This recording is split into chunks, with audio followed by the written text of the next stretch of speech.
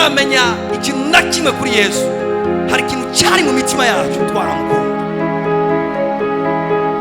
Kumukorera n'umuriro kandi atabintu byinshi cyane uramenya kuri Bibiri ivyo ivyita urukundo. Imana utiyumvira igihembo na kimwe, utiyumvira merci y'umuntu n'umwe. Ikibazo si n'abantu, ikibazo ni wewe nyene. Hinduka wewe nyene, ubikemura indani. Urabiza ati uyu muzi nawe uranduye, igiti ntikizosubira kunaka. Ubwira uza aho nyene wumvise Imana.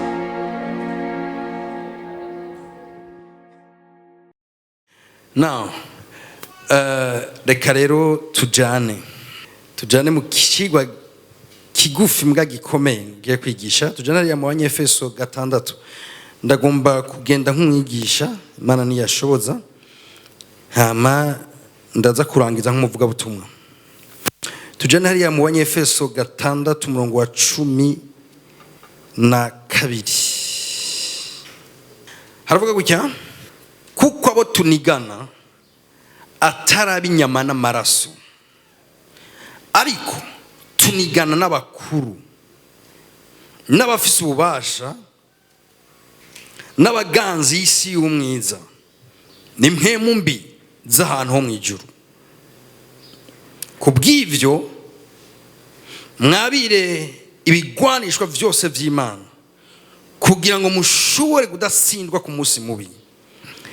Kandi nimwaheza vyose mugahagarara mushikamye, nuko rero mushikame mukenyeje ukuri, mwambaye ukugororoka nk'icyuma gikingira igikiriza. Imana ihabwe icubahiro.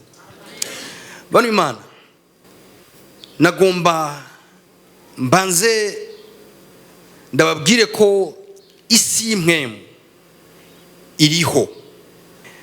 Ukaba utari bwumve iki kintu bita isi y'imwemu, nagomba ucumvireho. Twese iyi si y'umubiri iyi tubayeko, iyi nta numwe akeneye kuyigishwa kwiriho cyangwa itariho.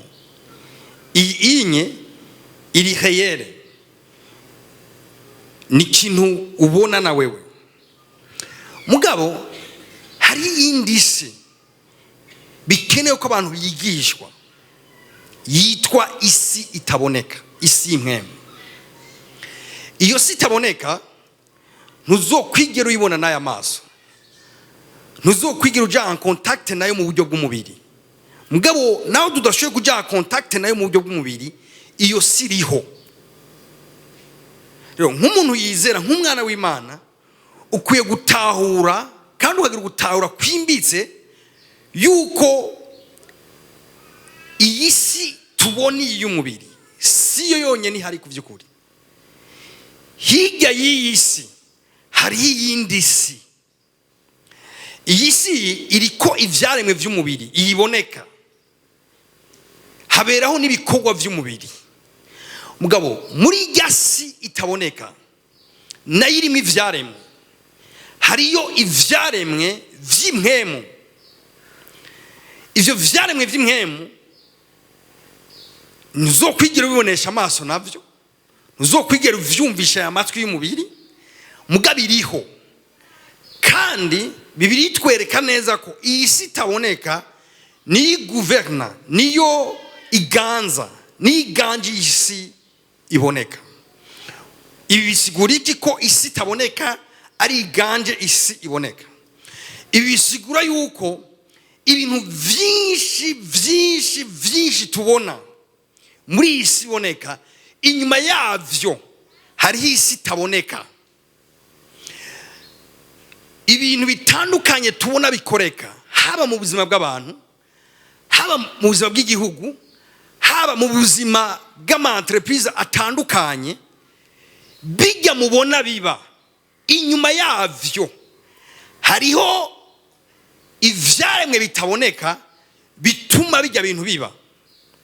Alors, ivyo vyaremwe bitaboneka canke iyo si itaboneka ari nayo iganje irongora ubuzima bw'abantu, ariyo ituma ivyo tubona biriko biraba vyinshi, ari inyuma yavyo. Ukwiye kumenya imikorere y'iyo si. ukwiye kumenya ingene ufunctiona muri yose, ukwiye kumenya ingene utamu victime w'ivyo vyaremwe vy'inkwemu, utazi ingene bikora aho bica niki. Rero no munsi nagombye kubazana gato mw'ishure y'ivy'inkwemu, twige gatonye ivy'inkwemu ingene bikora, kuko vy'ukuri Bibiliya twereka ko tubwirizwa kuba abantu b'inkwemu, kandi umukristo aba efficace, ubwami bw'Imana bukishimira n'umuntu atahura ukuri kw'ivy'inkwemu, hama akamenya ingene afunctiona, ingene akora mu buryo bw'inkwemu. Umuntu agarukira gusa gukora muri ino si, umuntu agarukira gusa amaso yiwe agarukira muri ibi biboneka ngaha, ntashoboye gukora ibintu bihimbara umwami, kuko ibintu vyinshi bizomusiga, azobona ibintu vyinshi biba mu buzima bwiwe abiburira isobanuro, abura aho biva, abura iyo bija, kubera ntariko arabona ikintu kiriko kirabituma mbwa kirahari. Ndabe nk'akarorero, murabona nk'ubu yaba hari umuyaga, mwari kubona iki giti kinyiganga, mwese murabibona ko gashoboye kunyiganga gutya, muga umuyaga si ikintu wobona. Nga igihe cyose ubonye igiti cyo kiranyiganga, ntikinyigangishije, hari ubundi bushobozi butumye kiko kiranyiganga.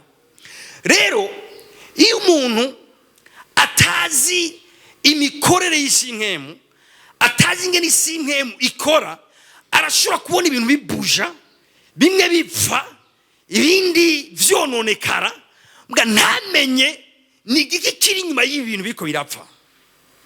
Ingorane irihe? Ni igiki kiriko kirakoza ibi bintu mu buzima bwanje canke mu vyo ndiko ndakora.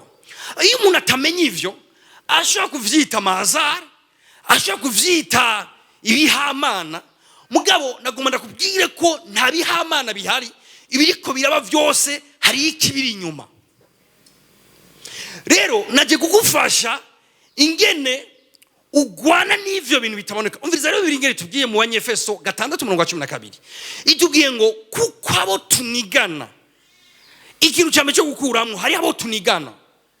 Mbwa icya kabiri batubwiye ngo sabi inyama n'amaraso, mu yandi majambo bwabundi hari ibintu vyongwanya, mbwa ntufatisha amaboko, hari ibintu vyongwanya mbwa ntubonesha amaso, hari ibintu vyongwanya tutazokwigira nazokwiga na affronta mu buryo bw'umubiri.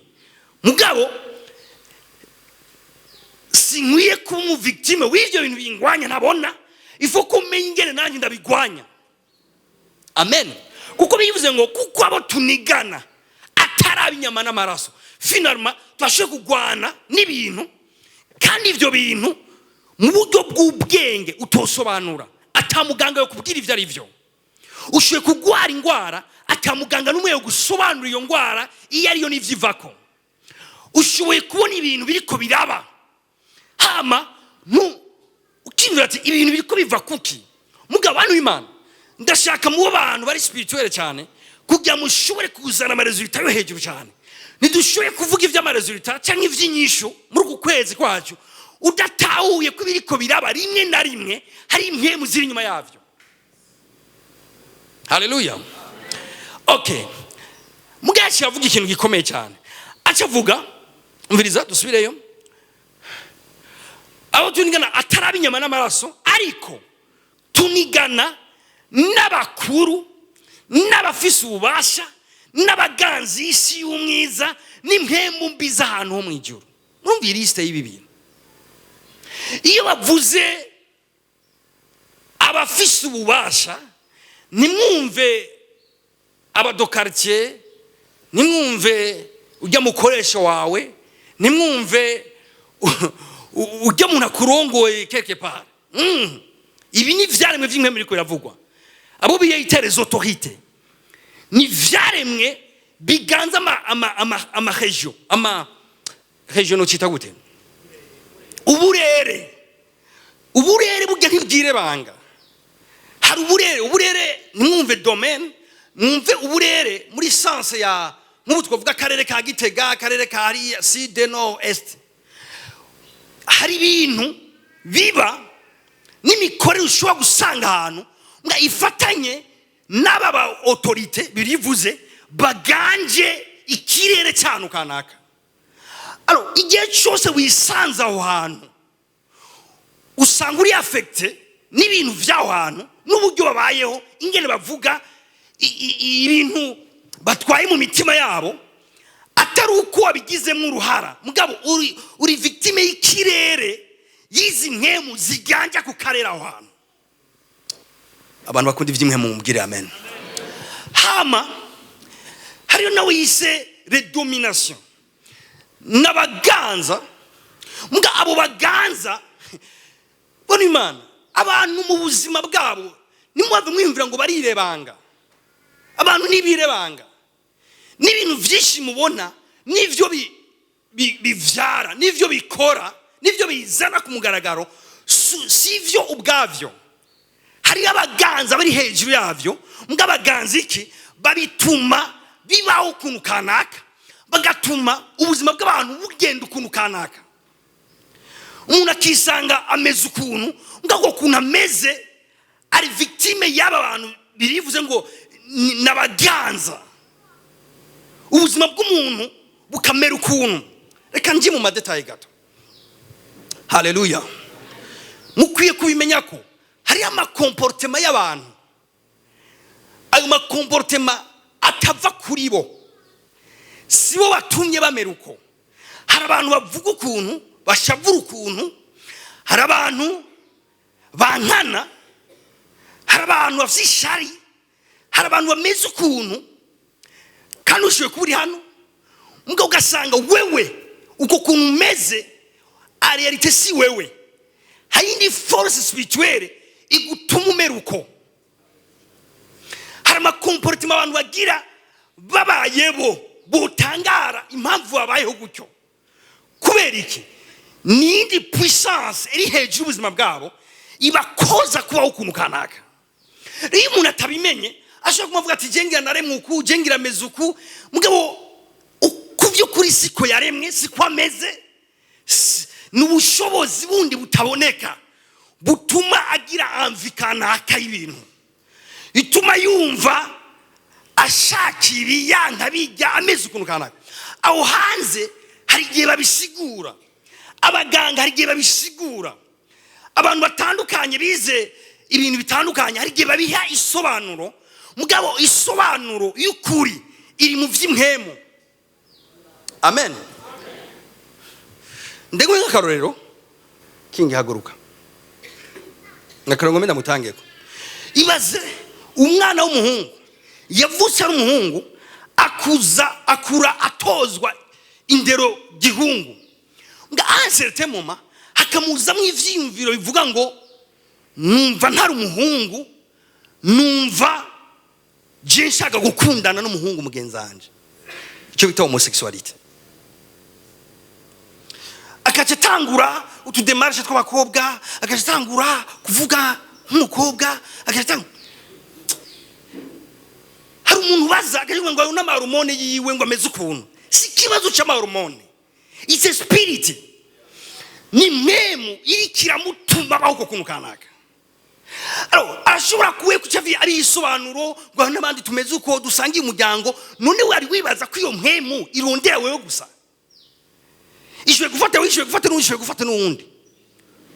Umwana w'umukobwa akumva rase kuba umukobwa, inda ivyo biramuza bakumva rase kuba umukobwa nyene, akumva umenga yo umuhungu. Imana yamuremye ari umukobwa, mugabo izi mpemu yicarire, izi mpemu ziyashoye gutuma umuntu yiyumva ukuntu agenda ukuntu. Haleluya. Hari amakomportema menshi ari inyuma y'ubuzima bw'abantu adafatanye juste ngo n'umubiri wiwe ngo niko yaremwe. Hari abapapa yumva yofata umugore wiwe akamuniga, yabwiye je t'aime, yabwiye tuzobana ubuzima bwawe bwose, ubuzima bwacu bwose, tuzotandukanywa n'urupfu. Mbwa ahise mu makumva yofata mukanigara mwica, kamubwira ati nzokuniga. Okay, umuntu agatahura imikorere y'imwe muri ngene ibintu bikora, ashobora kuvuga ati umugabo wanje imviriza abantu b'Imana. hari intambara zitagwanwa mu buryo bw'umubiri. Hari intambara igihe cyose uzibonye udiringa na spirit inyuma yazo. Haleluya. Ibintu vy'umuntu umuntu ashoboye kuba ariko arakora ibintu. Amen. Umuntu ashoboye gukora ibintu ivyo bineka arakora a un certain moment biriko biraprospera kimwe ku kindi mugabo uwundi mwanya akacabona vya bintu bitanguye gushita. Technique za marketing ziracyari zazindi nyene. Uburyo karite y'ivya dandaza biracyari vya bindi nyene. Mugabo iyo mwemu igaguruka kumuhomvya kandi kamuhomvya. Igihe kimwe naganiriye n'umwana w'umwigeme arambwira ngo jewe barandoze ku buryo umuntu wese ambonye ambona ndi umukecuru. Uribaza umwana umujene mwiza mugabo akambika igihuzu, umuntu wese amubonye gutya akamubona ari nyokuru. Undi ambwira ikindi kintu gikomeye. Wewe bamugiriye nabi gose. Yamugiriye nabi cyane. Uze nkubu yicaye ku iduka yiwe gutya, umuntu wese aciye akamubona ari gusa kandi yambaye. Kumva yohunga. Akumva nk'ibintu binuka ngaho. Namenye igituma atamukiye yoharaba. Namenye igituma mugabo ni bikogwa by'impemu biriko birama muri yo zone. Hari ibintu biriko birakoreka aho hantu. Hama iyo umuntu atabimenyerera ashobora guma arira yiyumvira ibintu bitandukanye mugabo akirengagiza ko ubuzima ari ubw'impemu. Twese tuvuga ubuzima ni ubw'impemu. Nshuti yanjye, ibintu vyinshi ubona mu buzima bwawe bitameze uko vyakagomba kumera, verifya ikintu cya mbere, verifya ko atari spirit inyuma yavyo, verifya ko atari impemu iri inyuma yavyo. Hama ngomba ndagufashe kudiringa n'impemu, ngomba ndagufashe mu buzima kudiringa na spirit. Haleluya. Imana ishimwe cyane. Okay, vuga ati si impemu iri hayere, isi impemu iriho, isi impemu irahari, isi impemu irahari. Kandi uyu munsi ndi mwishure ryo kumenya ingene nkora mw'isi impemu. Alors bari Imana, kimwe mu ma avantage dufise nk'abantu nuko icyaremwe cyitwa umuntu nicyo cyaremwe gifise impemu kikagira n'umubiri. Ivyo rero birakomeye kuko mu buryo bw'impemu turashobora koopera gukorera ibintu mu isi itaboneka. Hama mu buryo bw'umubiri turashoboye gukora ibyo abandi bose bakora muri isi iboneka. Ndasubiramo, ni ikintu gikomeye, ikomeye dufise. Turi vyaremwe bishobora koopera mu masabiri cyarimwe. Ndashoboye gukora ibintu muri iyi monde igaragara, mbwa ndashoboye no gukora ibintu mu isi itaboneka. Reka ndabivuga ukuntu. Ndashobora kuba umu responsable w'ubuzima bwanje muri isi iboneka. Ndashobora kuba hose responsable y'ubuzima bwanje mu isi itaboneka. Mu yandi majambo, ndashoboye kugira ijambo kubimbako by'impemu, ndashoboye no kugira ijambo kubimbako by'umubiri. Ibi rero niyo ngomba kugushikana wumve ko uruhande runini rw'abantu barafise ibyo ariko barakora mu biboneka n'ibiriko biraba ko mu biboneka. Mbwa uruhande ruto rw'abantu bazi ko ari ibitaboneka hama bakadiringa n'ibitaboneka. Ntibazi nuko ubwo bubasha bafise. Amen. Okay, reka tugende gatonya. Mvuge gato ku rupfu rwa Yesu na impact rwagize muri aya masi abiri. Urupfu rwa Yesu ni ingaruka zago mw'isi iboneka no mw'isi itaboneka. Vuga ati Yesu yarapfuye. Vuga ati ndakunda umusaraba. Tujane fasha. Duhere muri Matayo 27:51. Igihuzu kingiri yahera cyane h'urusengero gikanamuka mu kubiri. Uhereye hejuru ugashitsa hasi, isi iratigita, ibitandara birasaduka, come on, imva ziruguruka, imivyimba myinshi y'abera bari basinziriye irazugwa, bava mumva amaze kuzuka bashika mu gisagara cera, babonekera benshi. Imana yabwa icubahiro. Imana igihe Yesu yapfa, ahacari igihe Yesu acikanye ku musaraba. Tuvuga ati Yesu ni mwiza. Mwe mwibaze umugabo benshi bita umuyuda, batazi uwo ari we, mwe batekeranya kuri we, yibereye ku musaraba gutya, arajondamisa umutwe, arapfuye. Uwo mwanya nyene apfuye, ubwira kabiri buratwikira isi yose. Sivyo gusa, nyamugigima iratigita. Sivyo vyonyene, haba ama manifestation atandukanye, imva z'abera ziruguruka, abera babona basokorotse, babona benshi mu gisagara barabonekera, barababona. Haraba ibintu bigaragara ku buryo abantu bose ariko barasista iyo scene, bavuga ati kuvyukuri uyu muntu yari umwana w'Imana. Yesu ntiyapfuye nk'imbeba, Yesu yapfuye mu buryo bw'itangaza buteye n'ubwoba. Mugabo ibi bintu vyagaragaye mw'isi itaboneka, mw'isi iboneka kenshi, nibyo dukunze gufatira ko mugira tubone ubushobozi bw'urupfu rwa Yesu. Mugarago ndababwire ko igikorwa gikomeye cyane, ibintu biteye ubwoba, ibintu bihambaye ntivyabaye mu biboneka. Ibintu bihambaye biteye ubwoba ntivyabaye ku misozi aho hantu haboneka, vyabereye mu yindi si itaboneka. Hariya mu isi itaboneka, muri ubwo bwami ndiko navuga, hariyo ayo ma autorite, hariyo ama domination, hari mwemu mbi zitandukanye, niho habereye impact ikomeye cyane y'urupfu rwa Yesu.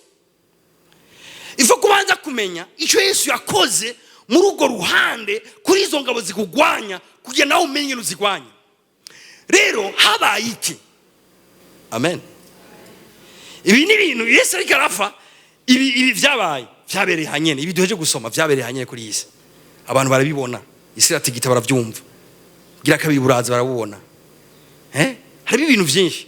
Mugabo ngomba ngende mu isi itaboneka, tumenye ibintu vyabaye.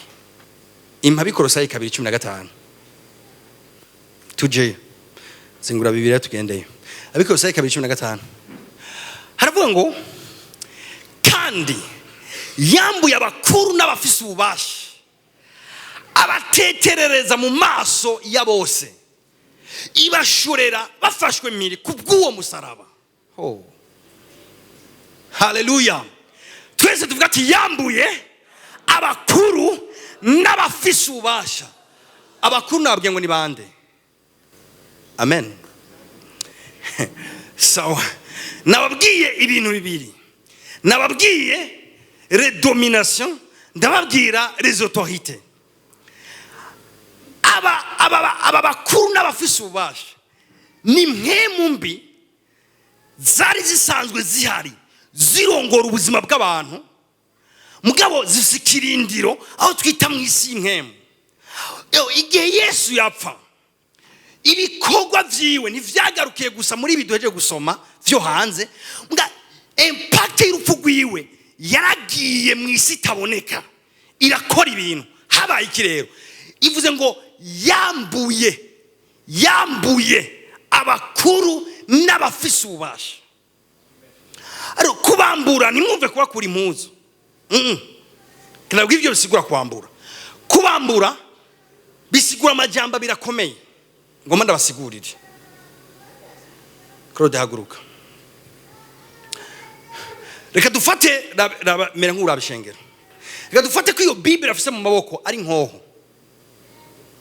Itumbereze nk'inkoho turara.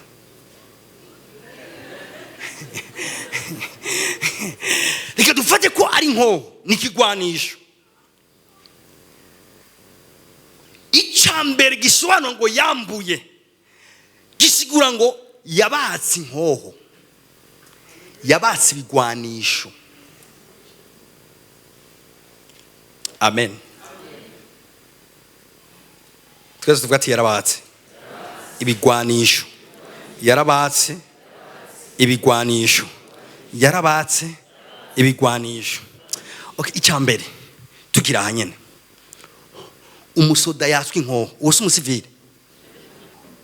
Umugwanyi yatswe ikigwanisho, uwo ntahindutse kuba umuntu asanzwe. Amen. Impamvu ubwizwa kudiringa n'ibi bintu vy'imwemu, icambere nuko yabase ibigwanisho. Amen. Nk'iyi mwemu ariko ndavuga itera homosexualité, uri umwana w'Imana ushoboye no kuyiderivra wewe. Imwemu zitera ubusambanyi, uri umwana w'Imana ushoboye kuyiderivra wewe. Number 1, yarayatse ibigwanisho. Number 2, icyo bisigura, wumva sinda gusubiza igwanisho nakwaze. Icya kabiri bisigura yabambuye. Icyo gisigura kwambura, icya kabiri bisigura n'umuntu yari afise ububasha bwo kwemeza ibintu. Reka dufate nk'uko yoba ari mustanteri. Mustanteri afise biro, afise umusirikare kumbure acungera ubutekano wiwe, afise ikidodo, mbere ni bwo bubasha bukomeye cyane afise. Bavuze ngo yarabambuye. Icambere navuze bisigura kumwaka ibigwanisho. Icya kabiri nukumwaka autorite yari afise.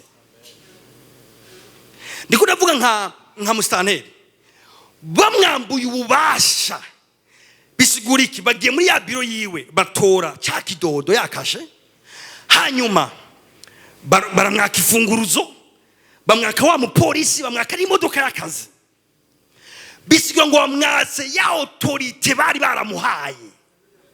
Haleluya.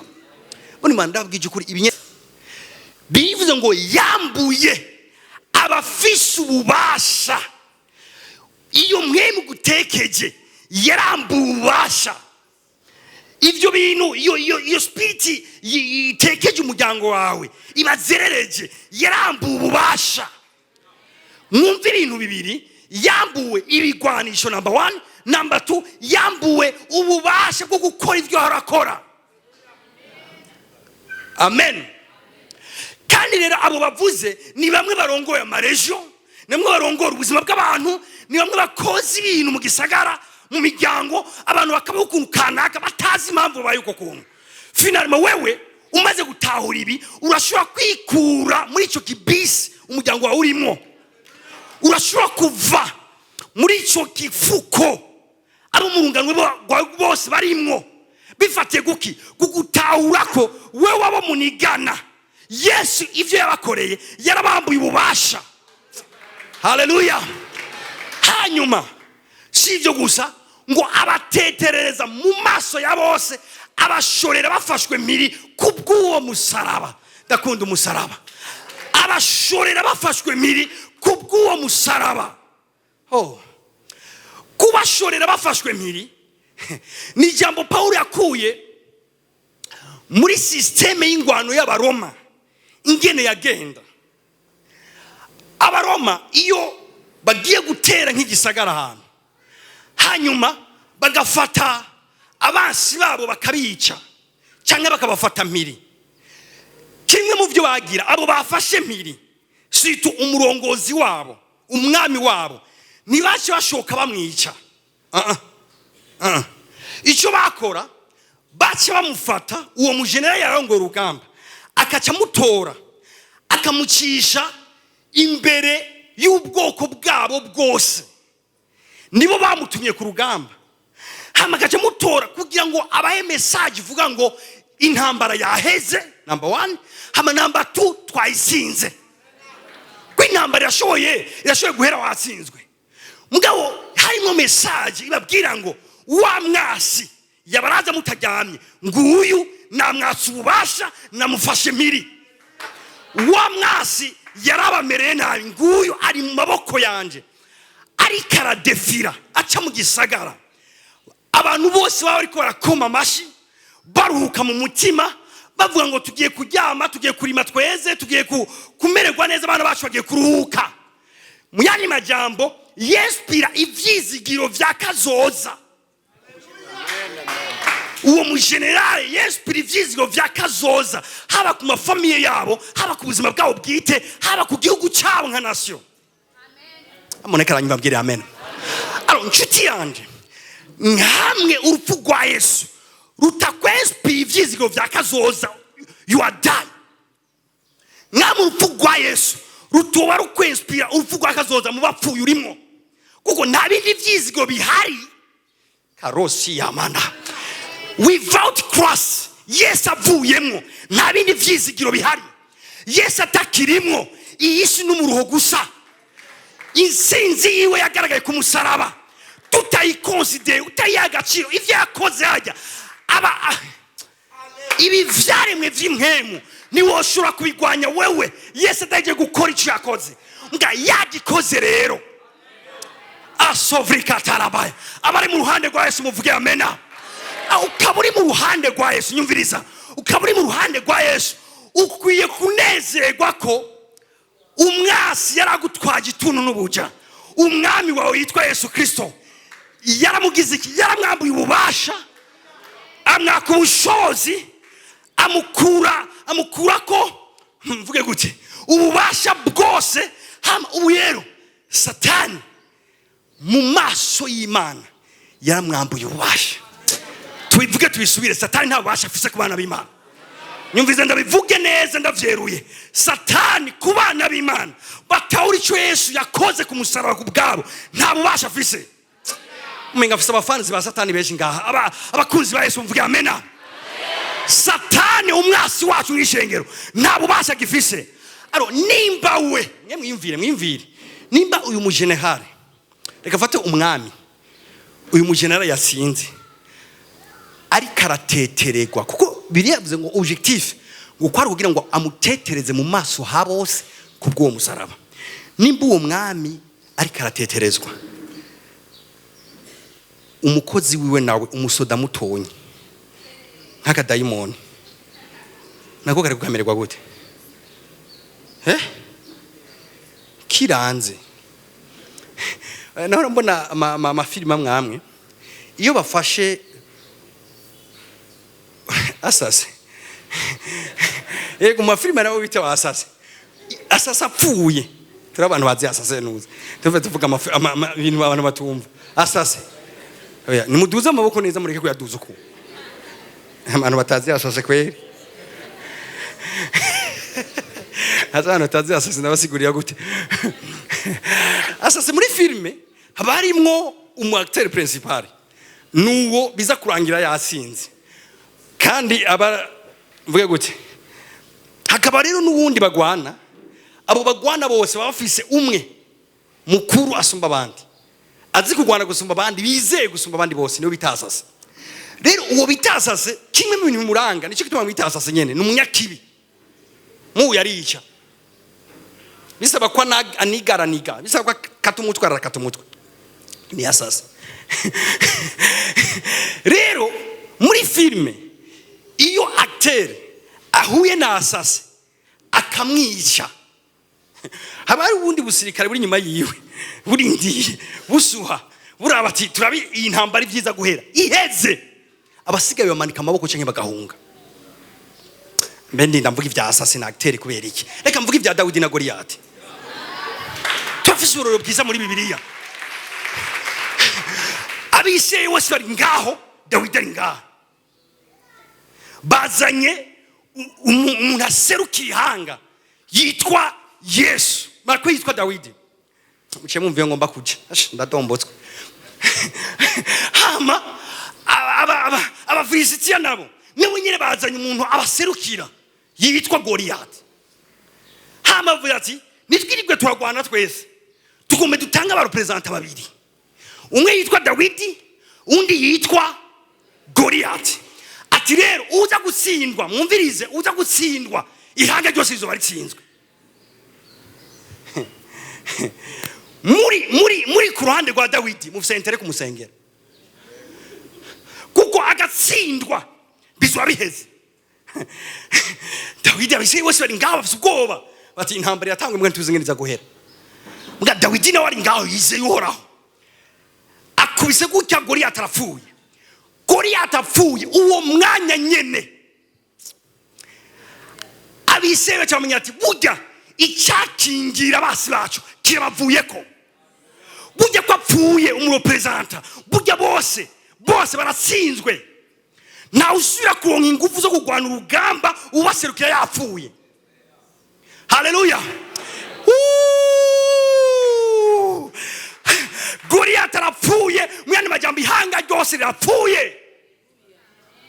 Bajavuga ati bajemwo bafate nagira umva acika ngaho bajemwo bose mubiki. Kubera iki uwaserukiye ihanga arapfuye. Igigi cyapo nyene nico cyabaye ku musaraba. Nico cyabaye Yesu aza guhura na Satani. Yesu yari mu representa w'abazomwizera bose. Nimba muri komanda mumbwira amena. Wewe wamwizeye yara ku presence wewe wamwizeye hagiye Yesu aza guhura na Satani. Bani mana umenye ko ntiyari karondera isinzi yiwe. Yesu niyo gwana na Satani. Yesu yamye musumba gushika no ku musaraba yamusumba gusa yahisemo gupfa kugira ngo isinzi yiwe ciki iwacu. Haleluya. Yari moyen de transfer kugira isinzi yiwe nawe ibi wawe igupasi ciki wawe. Muga Yesu amaze gupfa ndashima Imana ko uyu murongo batawibagiye. Bacho ngo kandi yambuye abakuru n'abasubasha abateterereza mu maso habose ibashorera bafashwe miri aho rupfu yarimwo aho kuzimu yarimwo aho daimoni yarimwo abashorera bafashwe miri kubwo musaraba. Tumukomera amashyi cyane. Ngira ndabivuge aho tuvo iyo daimoni kugerereje ntirisipoze kukuzerereza. Ni Imana ndababwira ikintu kimwe ubuzima bw'abantu bwire banga n'ubw'imwemu kabisa. Uzi ko abantu basigaye baruga diabete umuntu cancer na sida ntuzi bakayitora hama muga barozi barakora ikibi kandi jewe umunsi mwe nzofata umurozi kandi nzomuhonda pe barakora ikibi. Uribaza bati uyu muntu no mwica ubunyene yo wapfuye neza ko yo wasize ivyo yaronde ibisige abantu kambanze muteze ikintu kibige vyose bihere hamace yitera ikare atana kima gisigaranye. Vuga ati ndankumurozi ibaze ukumva ibimenyetso vy'ingwara n'umuganga agapima agatora malaria atariyo kandi imiti yose ikanga guhera bagapima gutya agatora ikintu ati hypertension urayifise mugabo ukanywa imiti yose hypertension hakumanuka mu miduga ukaje mu nzoka jya. Haleluya. Ukwiye kujusuka nk'umusirikare kavuga ati mu izina rya Yesu ngira nsubire nibutse Satani vyamubayeko. Ngira nsubire mbwire abadayimoni n'abakozi babo yuko jewe ndihanga ritavogerwa. Ngomba subire ndababwire ko nimba vyarakunze kuri mama yari hanze ya Kristo Yesu mbwa kindi muri Kristo Yesu ngombe nkoreshe autorité. Ima Filipi twaramugaye Ima Filipi 2:9 wamaye nicyo cyatumye Imana imushira hejuru cyane. Inde none Yesu ninde nuwagiye mu gishingo cyawe nuwatoza urugamba mu gishingo cyawe nuwagwanya intambara wawe ari kugwana. Nicyo cyatumye Imana imushira hejuru cyane ikamuha rya zina rirengeye ayandi mazina yose. Antaramasokele mantarabaye. Je numva sida n'intera ubwoba, je numva cancer n'intera ubwoba, je numva hypertension n'intera ubwoba. Why? I have the name ndafise izina rirengera andi mazina yose, ndafise izina risumba amazina yose. Umuntu umwe arambwira ngo uratumye ko abantu bagwaye ngo basengere. Ati mbega uraza abantu bagwaye muri iki gisagara bo kubita isare yose ikazima woja hehe? Ntabwo ati ndafise izina. Ntabwo ati ndafise izina. Vuga ati ikamuha. Dusemeye twese. Vuga ati ikamuha. Ryazina rirengeye ayandi mazina yose. Karamataragabaye. Izina rya Yesu ni izina rirengeye ayandi mazina yose. Iyo abavyari bigarukiye aho vyari kuba ari vyiza mugabo ari vyiza igice. Nga ndakunda ibikwirikira ngo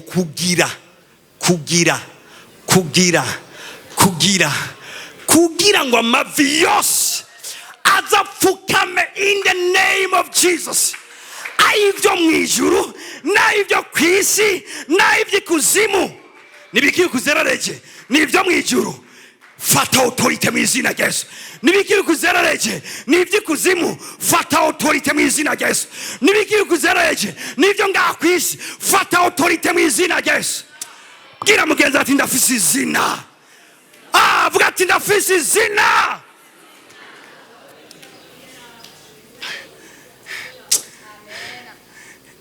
Ndabwira akantu kigeze kunshikira. Tukiza ngaha ari umuntu yagombye kutugirira nabi adukura muri iki kibanza. Hanyuma yarafise abantu bazinanye ariko arakoresha. Gasinzi ngene Imana yabigenjeje vraiment. Hari umwana umwe w'ishengero nanye yarafise umuntu bazinanye akomeye acarankonekita nawe. Acambwira uwo muntu acambwira ati pastor tuza nta numwe azobakorako. Nasengera ngaha ambwira ati pastor tuza nta numwe azobakorako. Ndiko ndababwira intambara y'amazina. Hari intambara y'amazina abantu b'Imana.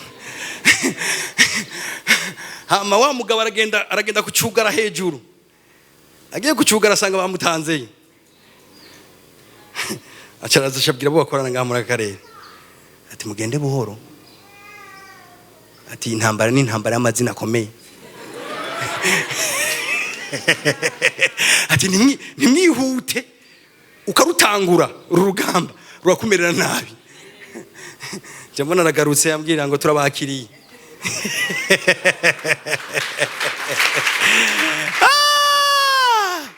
Vuga ati ndafise izina risumba ayo mazina mpejeje kuvuga. Iryo ryo kuronkera ikibanza hana atakibanza uronka. Kugira ngo mpeze nkuko nabivuze reka ndangize mvuze gutya.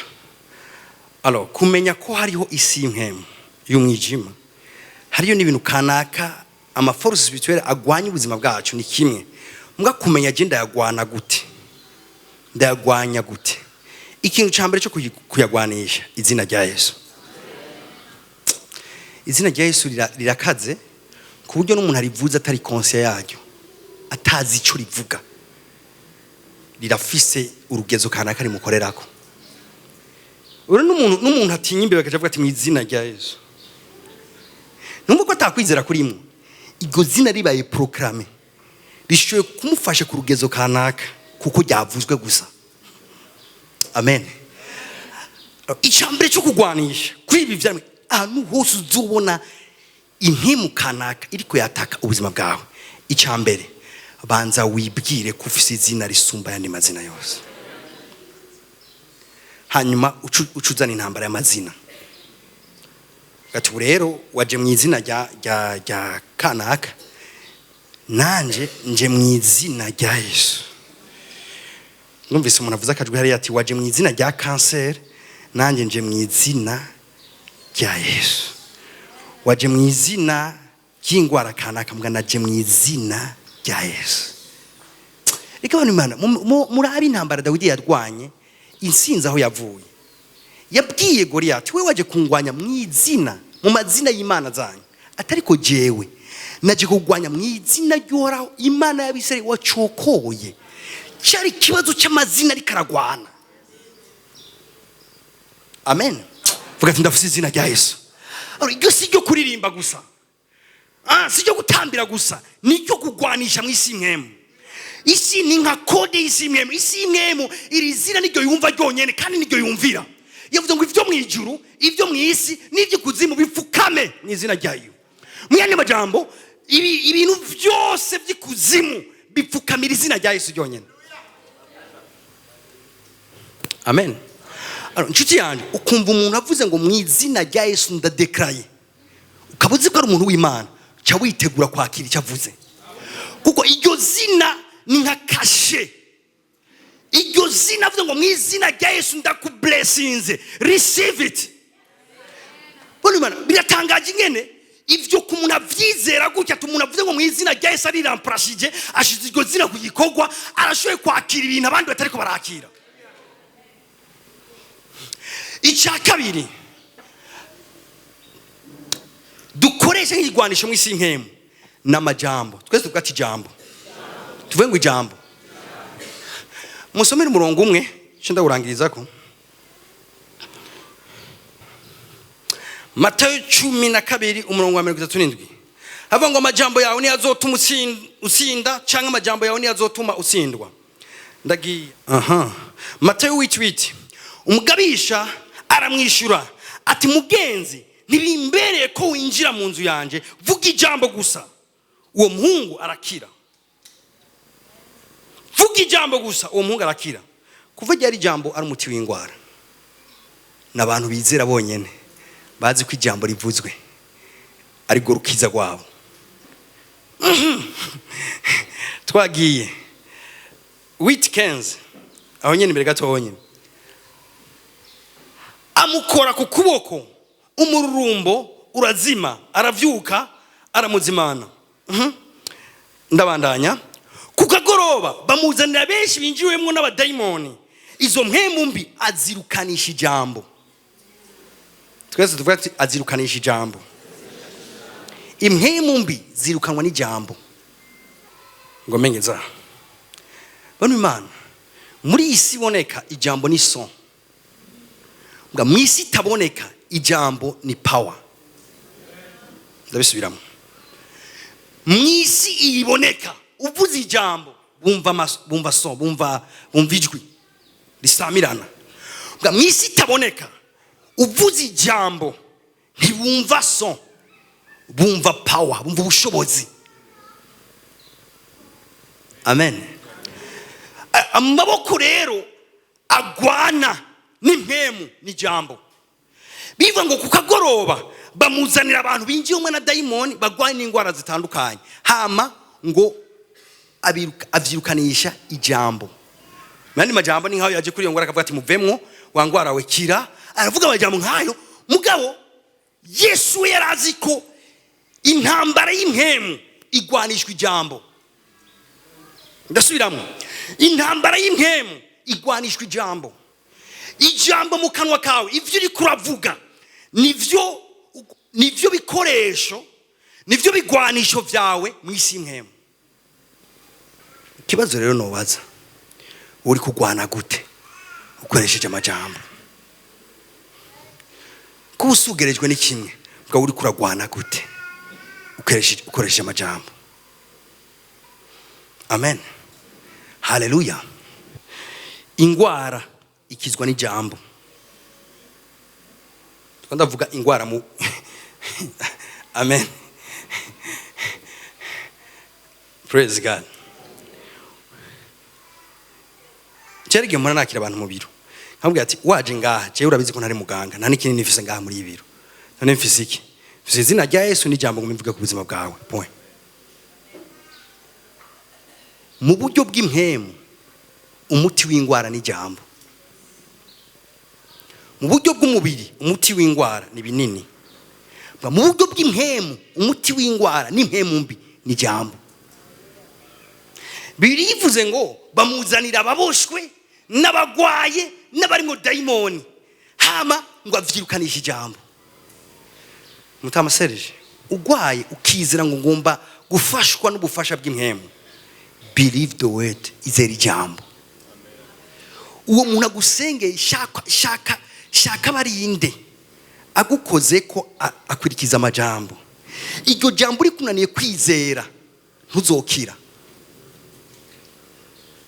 Akubwiye ngo urakize, cya wizera kukize hamucwagura kuco ugenda. Amen. Kuko agakiza kavuye mu vy'impemu kari mu ijambo n'izina rya Yesu. Amen. Nicyo gituma ifu gutandukanya ibintu. Iyo kurondera ubufasha bw'impemu, menya ubufasha bw'impemu bwari bwo. Genda kunda umuntu. Umuntu ushiye gusengera hama akizera ngo uwo mwanya nyene biraheze, hama gacubona arahagurutse cya kibazo nyene kitarahera. Umunsi umwe Yesu abwira abanyamibembe, arabwira ngo murahumanutse. Ngo acababwira ngo genda mwiyereka abahereze. Baca bava ngaho imbere yiwe bagenda na ya mibembe nyene. Kubera bizeye ijambo abwiye ngo murahumanutse genda mwiyereka abahereze, bivuga ngo bagenda barakira. Amaguru yaragoramye agenda aragororoka. Ibidindiri by'ibirenge bigenda biratumbera. Kubera iki? N'abantu bizera ngo yavuze nakiriye. Ubwo ifashanyo y'impemu iri mu ijambo. Shengero ry'Imana ifa ko munyumva. Tugiye kwinjira mu bidasanzwe ifa ko mwumva ibikoresho by'impemu ingene bikora. Haleluya. Undi mugabisha w'abasirikare abwiye Yesu ngo niwirigurashika, niwiriguraza muhira, niwirigurinjira mu nzi wanje, vuga ijambo, vuga tikira. Hama iryo jambo si son, ndazi kwiga ngwara imbere y'uko ingwara n'ibimenyetso n'impemu. Hama niwavuga ijambo, iryo jambo riraza kwibreakinga. Haleluya. Vuga ati ijambo n'ububasha. Nyumviriza n'Imana. Urazi ngene umuntu umwe yakira igitangazo undi ntacakire. Umuntu ariko arabasengera wewe, profete ko yafashije umwe agakira, c'est-à-dire ko ari anointed, amavuta muriko. Mugabo umwe ntazi mbega mu buryo bw'impemu umuntu akira gute, mu buryo bw'impemu umuntu yakira igitangaza gute. Ninde barahi kinini akinyoye kitaragira na efe akaca atangura kumva umenga arorohewe. Yaje biramaze kushikira n'umwe byabashikira. None urazi hagiye ikintu cyagukijije, ni information ufise ku kinini. Ikintu kiguhaye ku gahengwe ni information ufise ati je negereye umuganga, urafyizera ati ibintu amaye bitegeza kugira efe ku buzima bwanje, ukaje mvutanguye koroherwa. Umuntu yizera ijambo ry'Imana, umuntu yizera izina rya Yesu n'amajambo apokame ku buzima bwiwe, hama akabwirwa ngo mu izina rya Yesu akirugukira, we arabizi ko nta bundi bufasha buri nyuma y'ivyo aza kuronka. Uwo mwanya nyene arazi ngo ndakiriye igitangaza canje. Vuga ati ntiwirigurashika.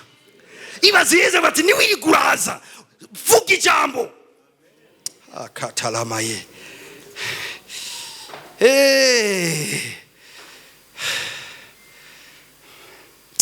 Numva abantu bagiye kwakira ibitangaza byabo juste kukumenya nyene ibintu bikora.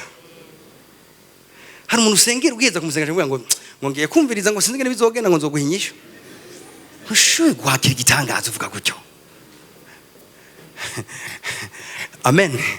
Waje wize ugasengeka cwaguruka ngaho uvuga ati in the name of Jesus ndakigukira. Amen.